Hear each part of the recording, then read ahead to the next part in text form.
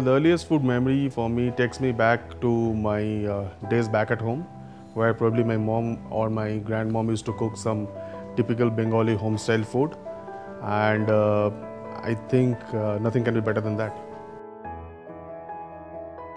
Well, during the college days back in IHM, we were exposed to all four core departments of the hospitality sector. However, I felt that kitchen is something which was more interesting, as it involved a lot of innovation, lot of creativity being involved, and the pleasure which is like creating a dish which just cannot be kind of replicated. The food has to be cooked really well. It has to be absolutely fresh. When I say fresh, it's not only that it's been cooked fresh, the ingredients also need to be absolutely fresh, and that is the reason probably we have our own herb garden, and we are trying to grow quite a few things in-house so that we can maintain the freshness of the thing, and of course the presentation part.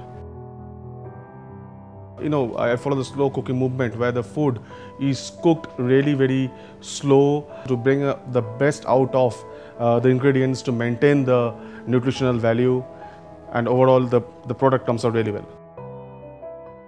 So it is definitely the appetizers. Why I like the appetizers is that the appetizers gives you a very good signal how your meal is going to be like. It cannot go wrong because it initiates the meal experience for an individual. Well, it is actually really difficult for a chef in particular to eat something particularly every day. But yes, of course, I binge on salads quite a bit. Probably an honest effort to bring down my weight. However, if it is something like which is made by my mother, the fish curries and its varieties, probably I can live on it throughout my life. Chocolates. It's just chocolates. Dark chocolates in particular. Nowadays the trend is like sprinkling some micro herbs or kind of some edible flowers on the dish to make it look not only pretty but at the same time to bring out that freshness part of it. I personally do not like too much of pumpkin, the sweet pumpkin in particular, and the aubergines, just because aubergines is not for everyone, and that some people are a bit allergic when it comes to aubergines. So I try and avoid cooking or making out of any vegetarian dishes made out of pumpkin and aubergines. Well, yet to come across the biggest food critic. I don't know what is a food critic. I treat everybody as a food critic because whoever is coming to my restaurant is a critic, be it big or small. However, probably I'd like to meet Mr. V. Sangvi someday. There was a place which was very close to my earlier workplace called the Bobby Dhaba, which was just next to the Alsur Gurudwara, which used to serve absolutely home-style food made by one Punjabi lady, an old Punjabi lady. It's amazing food, done absolutely fresh, and you should look at the crowd piling up in front of a small restaurant to have a fair idea about the quality of the food. When I'm not in Whites, I'm normally driving. I like to drive a lot, and it's preferably the highway dhabas. You just bounce onto one and you'll find something or the other which is really unique about that place, and you try that out. So nothing in particular, it's particularly the highway dhabas which I prefer a lot.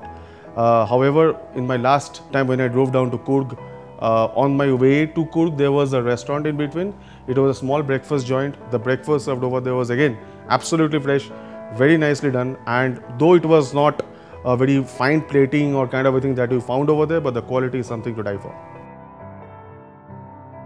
Well, the meal at home is a typical Bengali fare that we have. It will of course have a dal or a rice or a chapati along with that, some fish or some chicken. At home cooking, I hardly do have any spare time on my day offs even. However, at times because of my daughter, probably I have to cook up something. There had been quite a few real famous people who are known in the society. However, right now I can recap the meal being cooked up for Mr. Ratan Tata. He was a vegetarian on that particular day. So it was just a salad, which was a beetroot carpaccio, and followed by one soup, which is asparagus soup with truffle oil, and he just had a lasagna. So that was the meal that he had. He left the choice up to me. So it was a big task for me whether to bring out that smile from his face. I would like to cook with Mr. Ferran Adria because of his ability to look at a particular thing differently. It was during my early days when I started off my career. I was not very conversant with most of the things. I was just a management trainee those days, and I was asked to switch on the gas-fired oven. Those days we never used to have these combi ovens like the modern day kitchens have. You know, like I just tried to switch it off with a long lighter. I didn't check whether the ignition was on or not. It was on overnight, by the way. Somebody must have just kept it on, and it just blew off. Half of my body getting waxed because of that, though it was not much of a, you know, a major injury. Right now, what I can remember, like when I got a request from one Jain guest to make a paneer makhani with penne. So I really didn't know what to do with that, but I did it. At least he was happy. Probably a scientist. That also involves a lot of creation, a lot of thinking out of the box. Probably certain things which excites me a lot. The trade in which I am, probably the only source of sustenance in this trade is creativity and innovation in every step you take. That's what exactly a scientist does.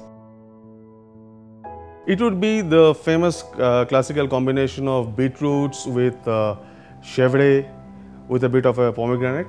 You know, that particular dish which I have brought it up now, right now, as the form of a beetroot carpaccio with stuffed with chèvre cheese and with a, you know, with generous amount of pomegranate molasses in it that cuts down the sourness of the cheese as well. This dish is fantastic, and I hope I could have actually attached my name to this dish as a creator of this dish. There is a dish at Baluchi called the Nalli Nahari. Now, Nahari, when you call for it, is a braised lamb shanks in a very Lucknowi style gravy with yogurt and the potli masalas and everything. It's available at the Baluchi, and probably this dish is something which would have never let me down so far. So that's my signature.